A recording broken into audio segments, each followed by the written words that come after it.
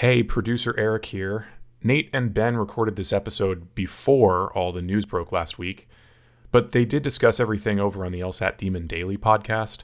I'll leave a link to those episodes in the show notes in case you want to hear their immediate reaction to the rankings news and ABA decision, and I'm sure they'll have plenty more to say on next week's Thinking LSAT. Enjoy the show.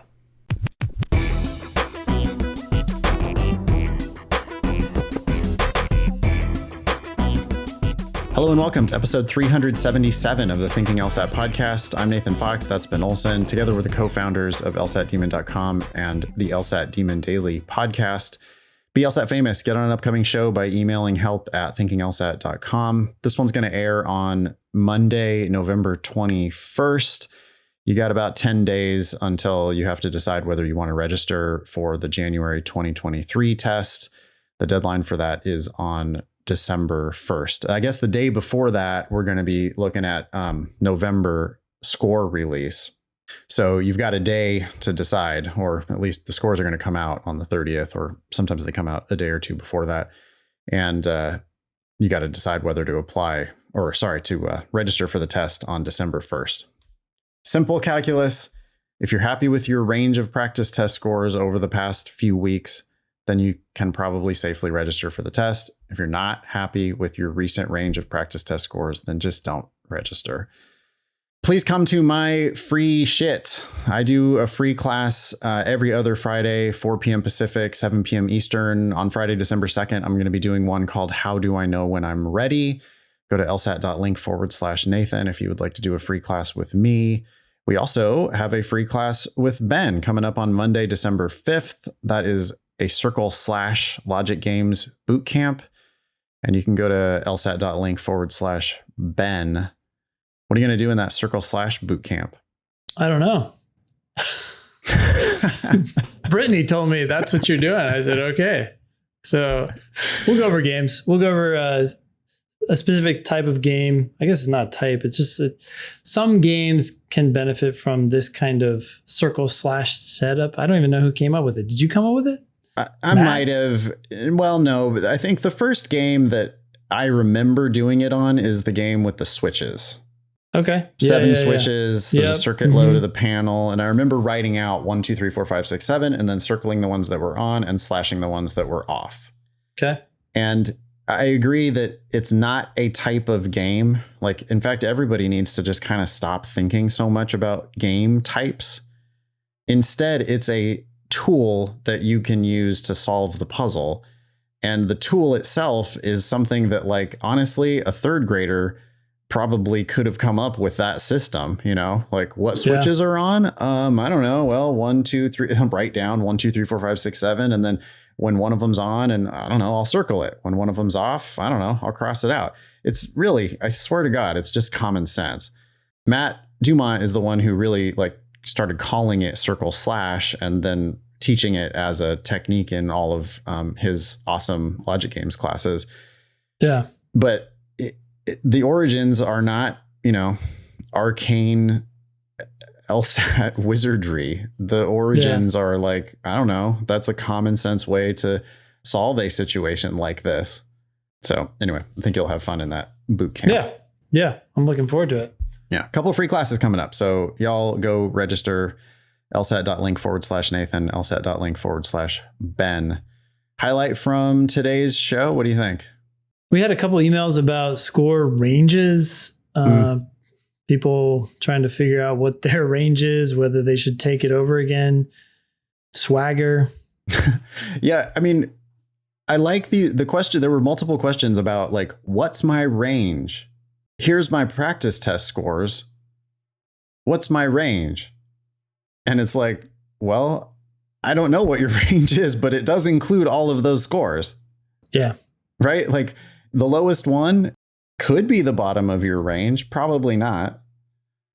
The highest one could be the top of your range. Probably not, though. Not. Yeah. So, just look at your own practice test scores and you can see what kind of a range you have. I mean, one of the correspondents did have the last 5 ranged from 159 to 177. Yep. And they target, they said their range was 170 to 175, but you had 3 177s, so you better include that in your range. Yeah, your real range is, it's probably wider than you think, and that's okay. You just need to be open to that, and you got to accept that, hey, you're going to have some good days and some really good days, and you're going to have some bad days and some really bad days, and you're not really going to get rid of that with LSAT prep. Instead, you're just going to make forward progress along with the entire range, where your good days get a little bit better and your bad days also get a little bit better. And over time, they can get a lot better, both your good days and your bad days, but you're still going to have a range. Anyway, we talked a lot about that stuff. All right. You Cool. ready to go? Let's do it. We got this email from Matt. You and I think both got kind of a chuckle out of it. It's this. Well, you want to read it? Yep. People were apparently thrown off by a, quote, new question type on the November Logic Games section that said which one of the following could be true, but not need be true. Let me read that again. Which one of the following could be true, but need not be true? That's not super common, but it has happened before. Matt kindly did the research for us. He says, except, of course, it's been done before in test 35, game 1, question 4. Okay. So apparently the internet was blowing up about that question. Really, you're not supposed to talk about actual LSAT questions after the test, but, Reddit and whatever goes crazy after every test. Anyway. Actually, that's pretty generic wording. I don't know. I don't find anything that doesn't seem new or interesting to me at all. I mean, they're saying which one has to be true, but doesn't necessarily have to be true. Which one could be true? Yeah. Sorry. Yeah. Which one must be true, but could be false? I mean, I don't know. That's not that, even if it is new, it's just not that challenging. But just to clarify, you're saying what must be true, but it's asking for what could be true, but doesn't have to be true. Oh, sorry. Which one could be and true? And therefore can't be true. Yeah. Mm-hmm. Can't must be true. Sorry. Yeah. So could be true, but also could be false.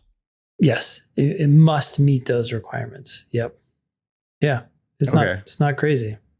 It's similar to questions that say which one of these is, neither necessary nor sufficient, or sufficient but not necessary, or necessary but not sufficient. Which one could be true but doesn't have to be true? Which one could be true and could be false? I don't know. I mean, yeah. So it does exist.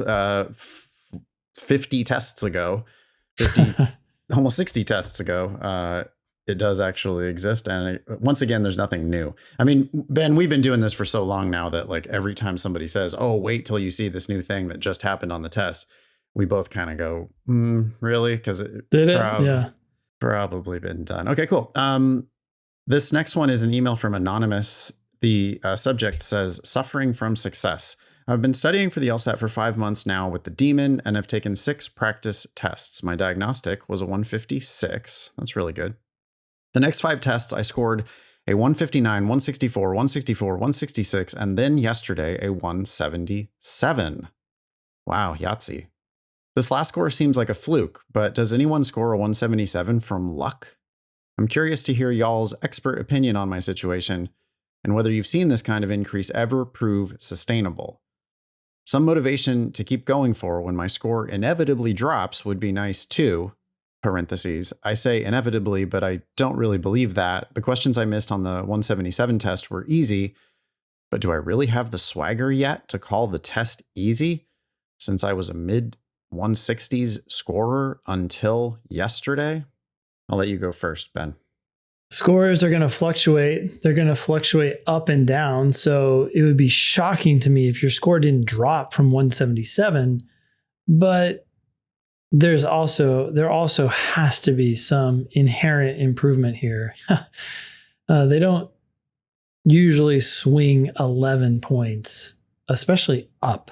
So you've made progress. You've definitely made progress. And for all we know, the 166 was at the low end of your range. In fact, that's probably exactly what was happening. So, yeah. So the thing that I would say about this is that you're maybe just think about it in terms of you have a range. And so 177 is now in your range.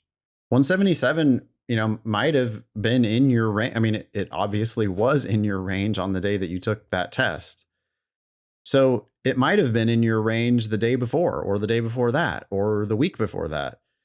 You are improving over time, which is great. You've been studying, so you're going to improve. You're doing the work, so you're going to improve. So you've improved, and you've also had a good day. Is that guaranteed you're going to score 177 again the very next day? Of course not. Like Ben said, I would bet that you're going to probably go down at some point. It'd be shocking if they didn't, right, Ben? Yeah. But that's just because everyone has a range of tests. You don't have a specific score and that you always score at that score. That's almost impossible to achieve, actually. Well, this question of, the last score seems like a fluke, but does anybody score a 177 from luck? My answer is both yes and no. Like every single 177 that has ever existed is partially luck. But my answer is also no, because you did the work to get that 177 up into your range. Absolutely.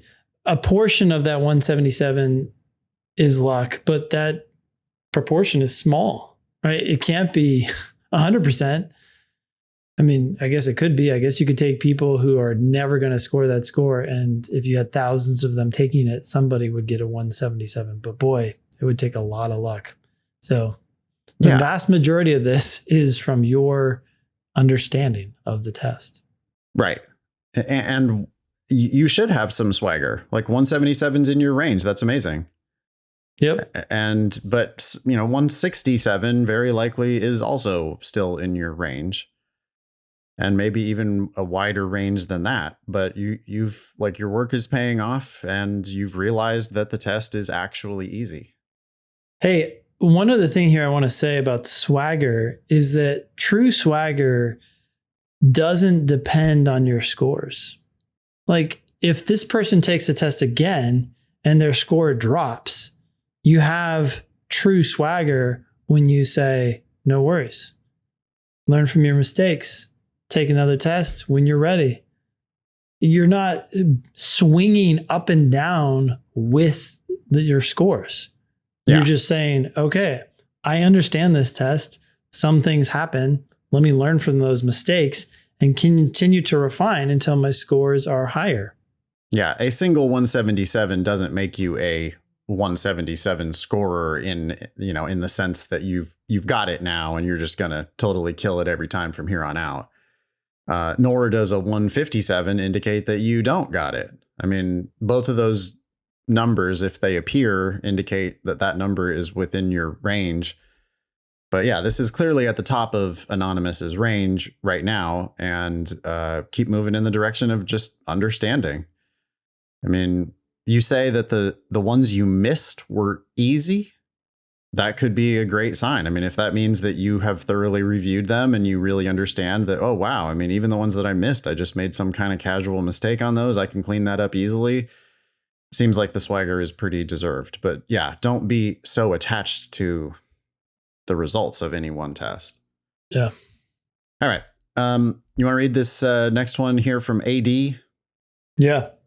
I'm a third year undergrad and just started using the daemon this month. I have some questions regarding letters of recommendation. I worked at a small firm as an assistant earlier this year. I had a great time there, and my employer made it clear that he'd be happy to write me a letter of recommendation. However, I won't be applying to law school until at least the 2024 cycle. My questions are, semicolon. That's incorrect, by the way. Should I ask my employer to write the letter as soon as possible so that his good impression of me stays fresh? If I decide to ask him now, do I need to send him the request for the letter through LSAC? If he submits his letter through LSAC as one of my recommenders, how long does LSAC keep this record? Will his letter be saved as part of my application regardless of when I actually apply for law school? Thank you very much. First of all, don't stress about this too much. You're applying within a reasonable time. I wouldn't worry about any of this. Get it done and let it stay on file. Yeah, it's going to stay on file. You're fine. It would be real easy to update it if you ever did have to update it, but there's no reason not to do it now. They know you and you're in, recently in school, or sorry, it's a recent recommendation from an employer that you may or may not have 3 years from now if you do apply then. So yeah, get it on record. One thing people don't understand, we've been getting a lot of these questions lately. One thing that they don't catch quite is that you are going to submit the letters later. So you're going to get the letters uploaded to your account, but they're not actually going to any school right now. Later, you're going to pick which letters go to which schools. So you can actually just get multiple letters of recommendation, and then down the road, look at the applications and decide which applications you're going to go, or which letters you're going to send where. For most people, it'll just be the same 2 letters, but some schools you might need 3, and for whatever reason, you might want to start to collect more of them, especially when sometimes people drag their feet, right, on doing these letters. Absolutely. And then you find out who really wants to write you a letter. Go ahead. Yeah. And you had this idea, you just said it, but I think it's a good one. If you get this letter now and then later want to update it for whatever reason, that's going to be easier for this person to update it than it is to write a new letter. So let's get this in the bag. Let's seal the deal. And then if you want to make it even better, not that it's going to make a huge difference, you can, and it won't be that hard. Yeah. But if you can't, because you've moved on or whatever, well, thankfully you already have the letter. So. Yeah. Get it on file. It's one of the little things that you can do well in advance of your law school applications. There's no reason not to just get them, especially you're being efficient, it's like, seems like they're hot to do it right now. So go ahead and have them do it. Next email is from Audrey. It says accommodations, 10-point increase on 9th day of prep. Message says, I took a cold diagnostic with 35-minute sections through Con and scored a 155. I received ADHD and autism diagnoses after that.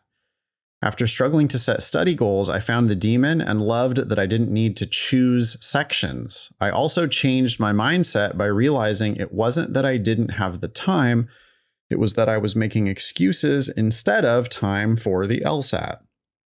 I decided to make the LSAT a priority and started studying on October 27th. On November 4th, I took a PT with 53-minute sections due to my recently approved accommodations using my Demon free account and scored a 165. I signed up for Demon Basic using my fee waiver. Now the 170s feel truly attainable! ! Thanks for taking the analysis paralysis out of LSAT prep. LSAT Demon was the best prep to find for my neurodivergent brain. Thanks for making accessible and straightforward, no bull LSAT prep. You're helping turn dreams into reality. Accommodated, low-income students out there, please know there is hope. You can do this. Again, that's coming from Audrey. Thank you, Audrey. That was nice. Yeah. So she got 4 months of basic, right, for $30. That's the deal. Yeah. The $30 that we have to turn around and pay to the LSAC, we make $0 off of that 4 months of basic program. And we have had lots of people make really good success with it. So go to lsatdemon.com, sign up for a free account first, and then, you can upgrade. Probably the way to do it is just email help@lsatdemon.com. They'll get back to you with whatever documentation they need in order to sign you up for the radically discounted plan that Audrey has signed up for. Yeah. Awesome. That improvement right there seems to be very, very likely. Like it's a, what was it again? It's a 10-point bump in 9 days. Yeah. I mean, the difference between accommodated and not accommodated is huge. So Audrey, you've got the diagnoses, you got the accommodations, you immediately are having a much better time on the test. Sounds like, you did the right thing by getting accommodated. This next one, just check out this email that I got from Leo Martinez, 78 from UC Hastings. Okay. Dear Nathan, I'm immensely proud of UC Hastings and the time I've spent here. The value of my education has vastly surpassed the investment I made and has been an incredible gift. Okay. We don't know what you paid for school, but anyways. Graduated in 78. We could look it up, but I mean, pretty sure the Wayback Machine is going to say it was like $2,500 or something. Okay. What is also unfortunately true is that the cost of education for our students is now significantly greater than when I was a student. Maybe. Keep going. As a result, many of our recent graduates have a large amount of debt going into their careers.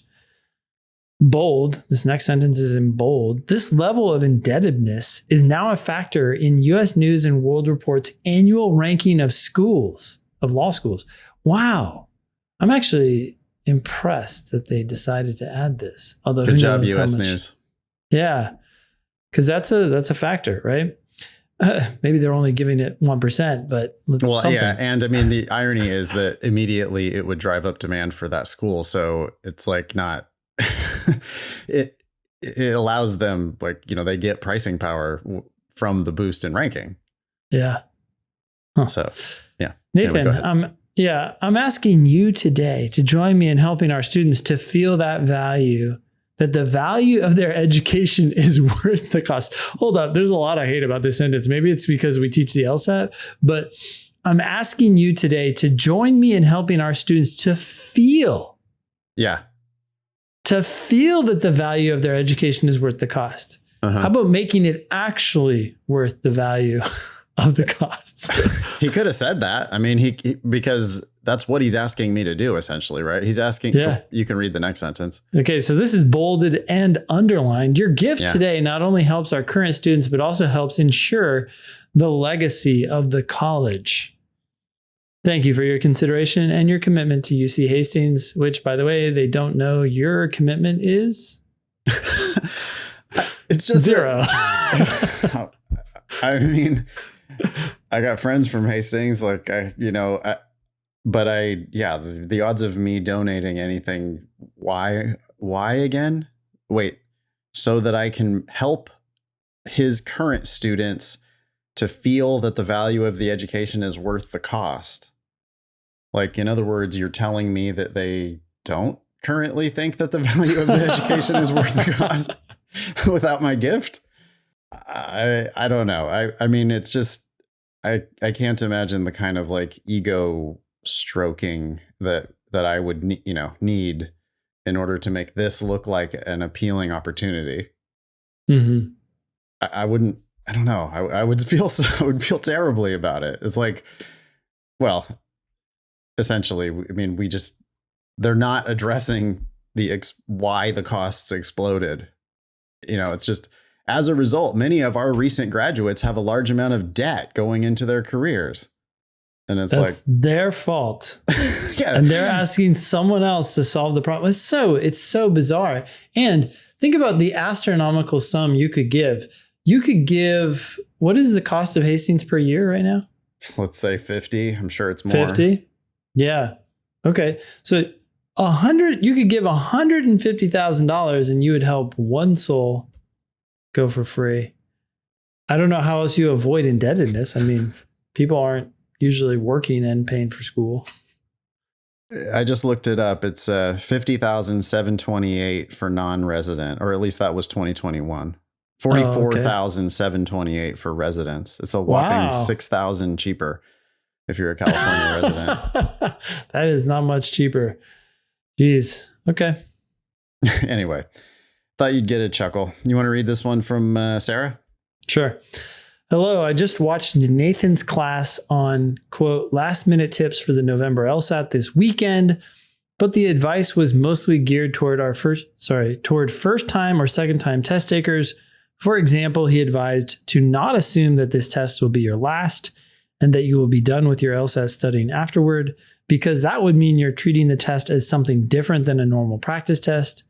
I think that this is great advice, but this is going to be my 5th attempt, so whatever the outcome, it will be the end of LSAT studying.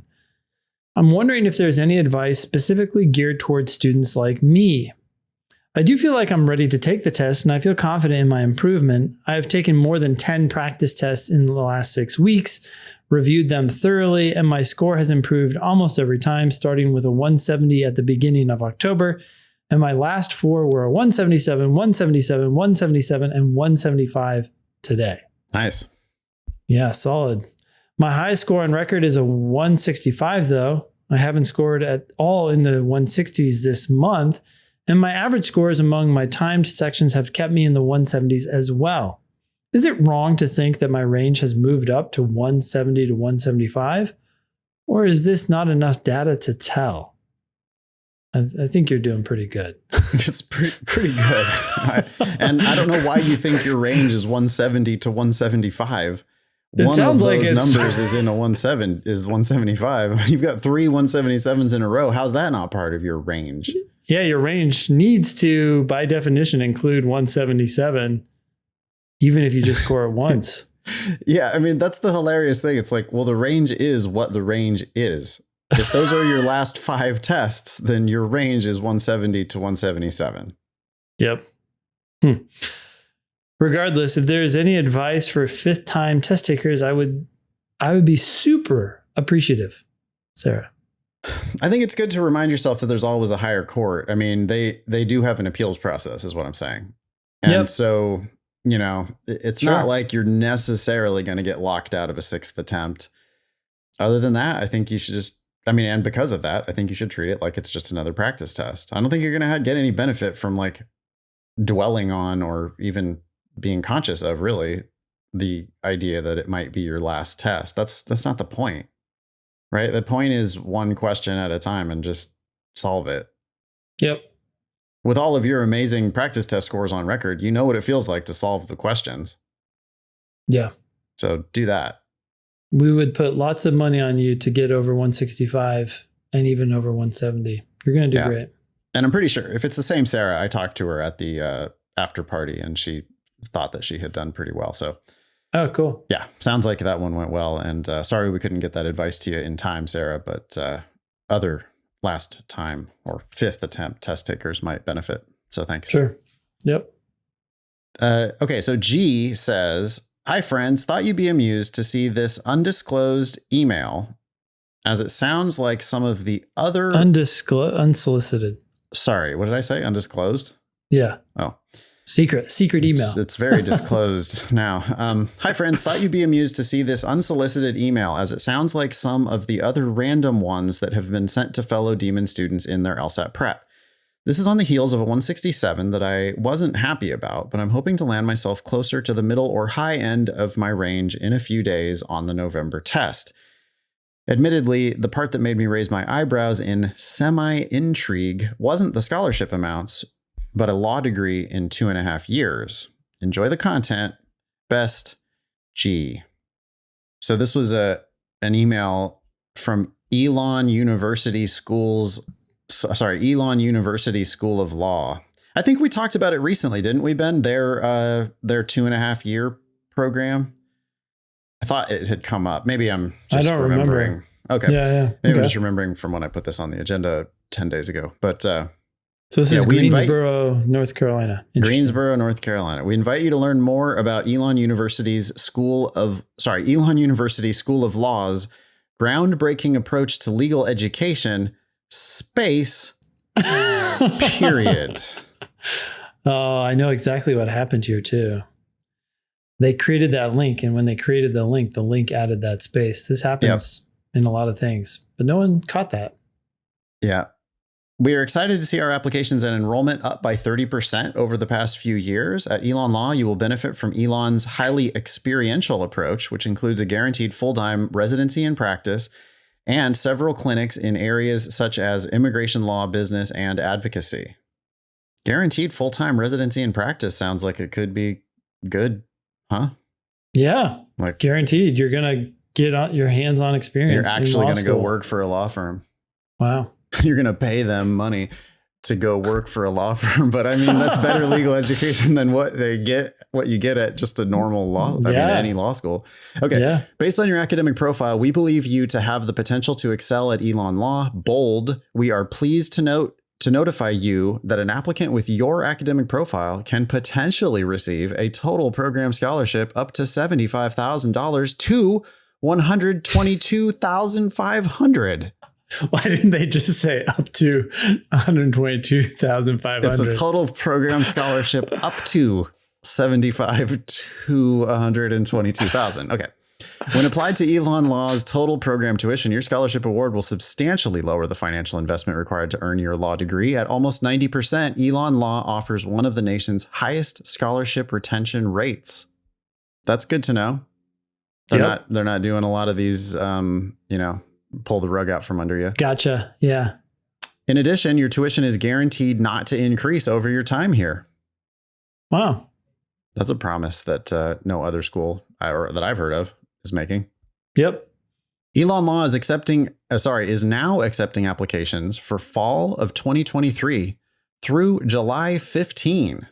However, bold, we encourage you to apply as soon as possible for maximum scholarship consideration. That's coming to us from Alan at Elon University School of Law. Yeah. Any thoughts about that? Oh, wait. Where's the discussion of the 2.5 years? It's in the subject line. Did I miss something? That's in the subject. Oh, yeah. Yeah. Your Elon Law scholarship and law degree in 2.5 years. But then the email itself doesn't actually say anything about the 2.5 year part. Unless, I don't know. I guess it's possible that G edited that out. I mean, there's also a big, did you see this paragraph break? I didn't add that. Yeah. I mean, I don't know. It's just kind of a weird email. Okay, there you go. If you're interested in going to Greensboro, you could maybe work for a law firm and get a scholarship. You want to read this one from Pat? Yeah, Pat says, thank you. Wait, is that how it starts? Yeah, anytime, Pat. You got it. I began preparing for the LSAT about 1 year ago. I found your podcast and fell in love with the studying process. When I made it through all of the free content, I signed up for a membership. Smart drilling, the ask button, the sheer number of questions available made my brain feel like a kid in a candy shop. Wow. I am a mid-career accountant, entrepreneur, and elected official with a master's degree in policy. It was exciting to imagine myself eventually submitting a strong application. I studied hard, but I also heeded the rest of your advice. I interviewed lawyers in my area of interest. I projected my income and expenses as best I could through law school and beyond. I considered the impact law school could have upon my life and upon that of my young family. I'm a father of two. Your podcast and your warnings about law school helped me avoid stepping onto an expensive and time-consuming path. I realized that while I enjoyed studying for the LSAT, that was italicized, it didn't mean that I would enjoy law school, or for that matter, the practice of law. And moreover, I can just hear you cringing at the word moreover. I realized that I didn't need a JD to be the kind of person I want to be. I don't hate moreover, do you? Yeah, you don't need it. And just say, and I realized. Just like, and. I don't hate it, but yeah, it's not necessary. You could say moreover instead of and. Yeah, but even then I'd say it's long, so then use and. Or all also. Right. I am now making my way along another path, one that feels much more natural and far more affordable. I will tell you what I am cringing at, Pat. You use parentheses around all these side comments. Like this whole thing is filled with, let me add in another layer of insight. He put moreover again in the parentheses after the moreover. But, you know, he's being chatty. He's being chatty, but yet another parentheses. My goals remain the same. I'm just not forcing myself to get a JD before I start pursuing them. Thanks for the incredible asset you've created. You've made studying for the LSAT fun and effective, but you've also helped at least one person figure out that their path lay elsewhere. More than one, I will tell you that. There are a lot of people who have written in and said, hey, law is not for me. And we say, great. Yeah, it's another soul saved by the demon. Yeah. Yep. We're happy to help, Pat. That sounds great. Amina writes in with a subject that says 1 LG section per day ? My answer to that is yes. Sounds like a great idea. Dear Ben and Nathan, I first want to start by saying how much I love the LSAT Demon ! I used other prep test programs and never understood what I was doing. I can safely say that the test is starting to make sense. I just finished the November LSAT and felt like I crushed the LR and RC, Reading the passage first and treating all RC questions like must be trues helped me the most. Sadly, I totally froze and bombed the LG section, mainly because I don't think I prepared enough. I only have myself to blame for that. I think I need to expose myself to more games and understand those games. I want to know if doing one logic game section a day until January or until I'm consistently at -0, would that be a good idea? Please let me know. Thanks for everything. Kind regards, Amina. Go for it. I have no problem with one section a day, but I also have no problem with doing one section and then drilling games or, alternating back and forth. You have to kind of decide what works the best for you. If doing a whole section is not something you can do someday, don't get all caught up on, I do LG sections, just drill. Also, don't hyper focus on games and forget about logical reasoning and reading comp. You said you crushed them, so I doubt you need to do much to prepare for them, but crushed can be subjective. Like maybe you're still getting some questions wrong. Even if you got -0 on both of those, I would drill LR and RC every now and then to stay in touch with them. Yeah, for sure. I think you got to do a little bit of every section every week. But if games is your weakest section, then yeah, you should do more of that. Maybe 50, 60, 70% of your time should be spent on games. Games is the section that people go from really shitty to totally perfect every time on. Yep. And you haven't gotten there yet, which is a bummer because, just think about, and I think it actually does been some of these explosive improvements that we've seen lately, the 20, 25, 30 point improvers. Yeah. Those people pretty consistently made not only major improvements to their games, but they got to the point where games was going to be perfect for them. And the thing I want to maybe suggest is that if you do perfect your games and know that you can count on the games being perfect, it can actually help you be in a better headspace when you're doing the logical reasoning and the reading comprehension. I was just going to say that actually. It absolutely does. For one, as you're saying, you're confident that you're going to do well on that section, but also the mental drain drops significantly, right? Now it becomes easy. Games of all the sections is the least mentally taxing if you know how to do it. It's the most mentally taxing if you don't know how to do it. Yeah. Then you're just like, oh, and it's just this drain. But when it becomes easy, it becomes really easy because there's not as much to read by any means. And there's not any debating. The answers are right or wrong. That's true for the rest of the test too, but there can be more words to parse through, right? And so maybe a little more subjectivity or what's a reasonable assumption or whatever. You don't have any of that in the games. So it can be a huge break for you, a 35-minute break that you then use to crush the other sections. Yeah, it's in thirds. It reminds me of hockey. It's like if you knew that you were going to just crush your opponent in one of the 3 periods. We actually don't know which period it is because the games are going to appear randomly on the test. Sure. First section, second section, third section, whatever. But you're going to have it for one of those 3 or 4, I guess, with the experimental section. Point is, if you knew that on 1/3 of a game in one of the periods, if you knew that you were going to shut out the other side, if you knew that you were going to just we were 3-0 during that period. Yeah. You go into those other periods knowing that you're pretty badass and you're probably going to win. Yeah. So I think that's the first hockey analogy on the Thinking LSAT podcast. There you go. Next one from Anonymous. Hello, Ben and Nathan. I'm a student in Canada and I began studying for the LSAT in May after the academic semester finished. I began with a diagnostic score of 159. That's incredible, by the way. Good job. I used the LSAT trainer for the first month or 2 and found that it didn't yield any significant improvement. After finding the Thinking LSAT podcast and the Demon, I improved significantly, with logic games now being my strongest section to the point where I find it fun to practice. Okay, that's literally what we were just talking about. That is not a mental drain. That's a mental boost, right? Yeah. I took the September LSAT and got a score of 171, which is right in the middle of my score range. I fucked up in my earlier years of undergrad and have a lower GPA. I've improved in that regard, and I just wanted to thank you guys for helping me achieve my score and giving me the best chance at going to law school. Cool. Congrats. Take it again. If you have a fucked up GPA, a few more points could make a big difference. Maybe you're done. Maybe you're applying. But, well, Canada. Thoughts about that?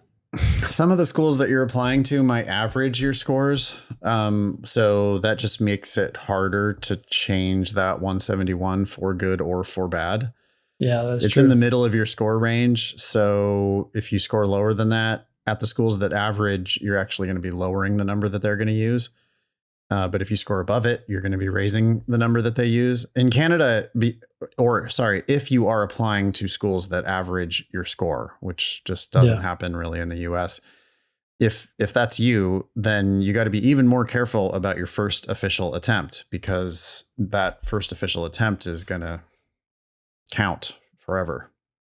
Yeah. And 171 is great. It's right in the middle of your range. Good score. I would look into that school specifically and figure out what it's going to really take. I mean, if you were going in the US, I'd be like, well, shitty GPA, 171. Start looking at some of the schools that you're targeting.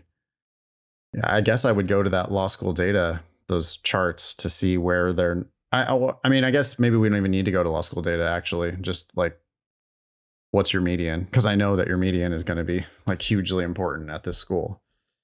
Yeah. Canada schools could be completely different, though. Yep. So I don't really know.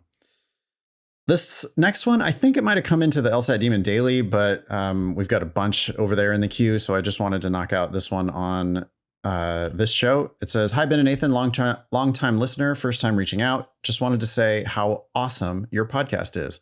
I listen to it almost every day. I have a question about applying to law school with a prestigious master's degree. I'm currently pursuing a master's at Oxford in the UK, and I'm applying this cycle. I graduated from a lower top 100 university in the States for undergrad with a 4.0 GPA. My grades at Oxford are good, but nothing spectacular. Does the fact that I'm doing this master's additionally help me in admissions? Or do law schools not give a crap about graduate degrees, even if it is from Oxford?" What do you think, Ben? It's going to help you when your numbers are the same as somebody else. That's it. Yeah. I think I agree. I mean, from what I've seen of this admissions game, the applications are not nearly as holistic as they might put on.